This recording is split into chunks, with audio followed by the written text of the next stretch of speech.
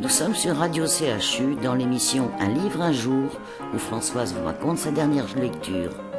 Il s'agira d'un Noël inoubliable écrit par Lionel Touzelier.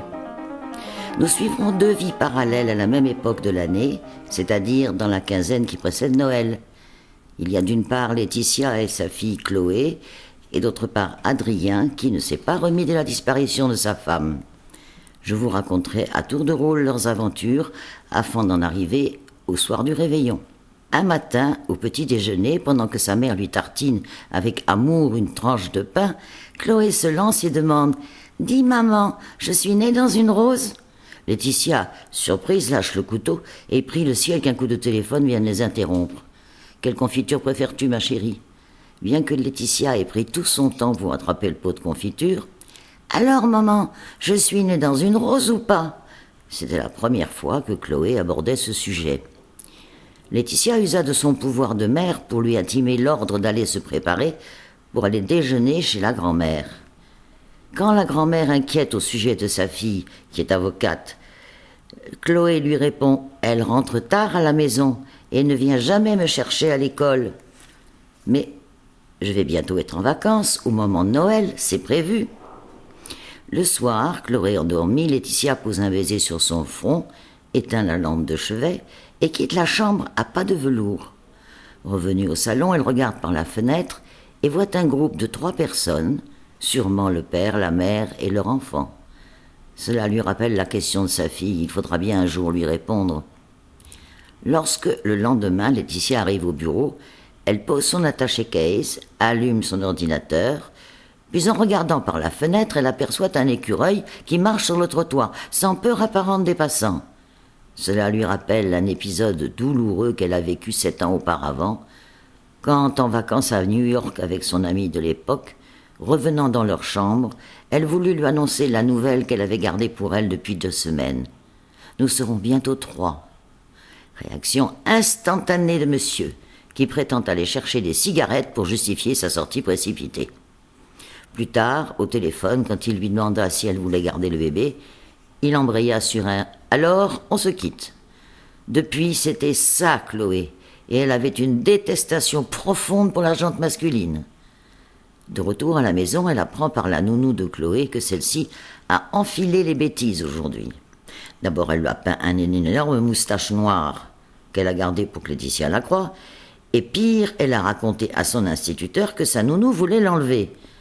Mais quand la mère veut gronder sa fille, la nounou lui annonce qu'elle la trouve un peu perturbée ces temps-ci. Elle, qui avait cru qu'elle pourrait élever sa fille seule sans souci, elle se décide à consulter un pédopsychologue avec qui elle a travaillé autrefois. « Quel est le motif de ta visite ?» Alors Laetitia, à contre-cœur, lui explique la situation. L'attente de Chloé et la peur de lui parler qui la tenaillent. Il faut lui dire la vérité, c'est le seul moyen pour être sûr de ne pas se tromper par la suite. Mais elle va m'en vouloir. Non, car vous avez une relation très fusionnelle, et c'est plutôt ne rien lui dire qui justifierait un rejet envers toi. Bon, alors il faut se lancer. Et surtout, comme l'a recommandé son ami, habituer Chloé à avoir dans son entourage un ou plusieurs hommes, puisque jusque-là, elle les a bannis de son environnement.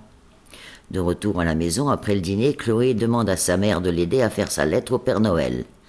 Une fois terminée, elle demande « Est-ce que le Père Noël est le papa de tous les enfants qui n'ont pas de papa ?»« Non, ma chérie, tous les enfants ont un papa. »« Même moi ?»« Oui. » »« Pourquoi n'est-il pas avec nous ? » ?»« Parce que c'est un aventurier. » Le lendemain, elle rencontre son amie d'enfance à qui elle raconte les faits et surtout qu'elle a besoin d'un homme de paille. « Mais Nicolas, mon mari, s'en chargera.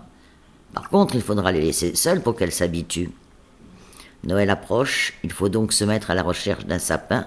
C'est Chloé qui en est chargée et qui trouve, dans une véritable forêt d'arbres, celui qui lui plaît. Ensuite, à la maison, il faudra le décorer, y mettre des lumières, et pendant ce temps-là, les promenades avec Nicolas passent bien. Quelques notes de musique.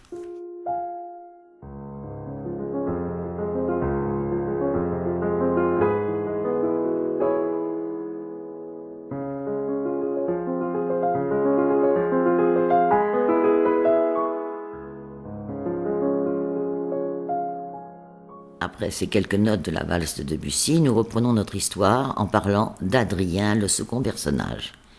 Il fait très froid, et Adrien ressent fortement l'air glacial qui s'engouffre sous le porche de la galerie marchande où il s'est réfugié.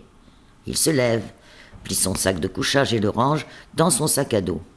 C'est le début d'une longue journée, une de plus, durant laquelle il va marcher, bouger sans cesse pour tromper sa détresse. Cela fait 4 mois qu'il endoure les mêmes difficultés quotidiennes que les clochards, à 2 différences près. Il a un compte en banque bien garni et il a 20 ans de moins que la majorité d'entre eux. Pour manger, il s'arrête dans un fast-food. Tant pis pour la malbouffe, puisque sa vie se résume maintenant à un immense sablier dont il regarde les grains s'écouler sans aucune émotion. Quand en se lavant les mains, il s'observe dans la glace, il s'aperçoit que l'homme qu'il était autrefois n'existe désormais plus. Tout ça à cause de ce foutu accident. Accident d'auto où Mélanie a perdu la vie et qui a fait qu'Adrien a basculé du paradis en enfer au néant. Il prend la direction du canal Saint-Martin vers le pont où il vient tous les jours pour se remémorer Mélanie en regardant le cadenas qu'ils y ont attaché tous les deux ensemble. Il faut dire qu'après l'accident, il avait eu fort affaire avec ses beaux-parents, qui l'accusaient d'être responsable et l'avaient même traîné en justice. Difficile de se remettre après de tels événements, surtout qu'il ne pouvait plus accéder au cimetière à cause d'eux. Et il était donc parti pour Paris, où il s'était laissé couler. Brusquement, il ressent le froid glacial qui descend avec l'arrivée de la nuit. Il prend alors le chemin du Sacré-Cœur, endroit où il sait qu'il pourra trouver refuge, car il a appris que la nuit, la rue n'était pas sûre. Couché dans un square mais peu abrité, il est aperçu par Carole, une jeune femme du SAMU social, qui l'entraîne dans le camion pour y prendre une boisson chaude et qui lui fait choisir un vêtement de plus. Ce sera un pull rouge avec un dessin de Mickey qui lui rappelle celui que Mélanie lui a tricoté pour son anniversaire. Et avec une veste supplémentaire, le SAMU le laisse repartir. Finalement, il se couche dans un chantier de construction. Mais le froid est si persistant que sans s'en apercevoir, il tombe en hypothermie grave au point qu'une ambulance vient le chercher pour l'emmener à l'hôpital. Le lendemain, après avoir vu le médecin qui le déclare guéri, il reçoit la visite d'une aide-soignante qui, en lui remettant ses vêtements, lui annonce que c'est sûrement ce pull qui lui a sauvé la vie car il était très chaud. Il sort de l'hôpital pour aller au SAMU social à la recherche de Carole, la bénévole d'hier soir, afin de la remercier de lui avoir sauvé la vie. Puis il se met en quête de la tricoteuse de ce fameux pull-over. Sa recherche durera longtemps. Il sera un peu aidé par des gens compréhensifs autour de lui. Puis il finira par la retrouver. Mais surtout, un matin, juste avant Noël, faisant un tour dans un marché, il voit une femme s'avancer vers lui. Il la regarde et aussitôt « Adrien !»« Laetitia !» Et il reste immobile, plein de joie de s'être retrouvé si longtemps après. Il y a 15 ans, ils s'étaient connus dans un camping du Var, où ils étaient en vacances en famille.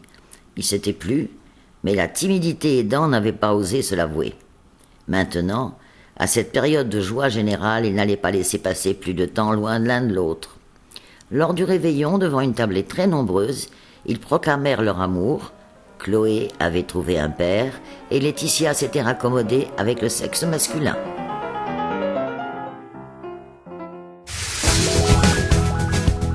Radio CHU, c'est ta radio.